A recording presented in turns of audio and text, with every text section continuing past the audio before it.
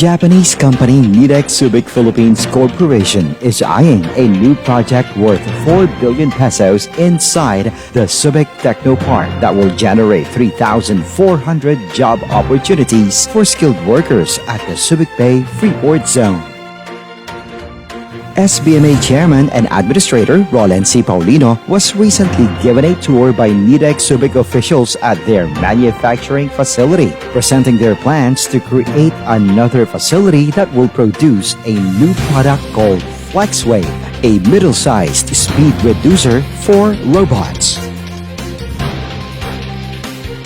The Japanese company, known for manufacturing reducer gears for robotic application, will increase their workforce from its current 625 to 4,028 once the project has been completed by 2025.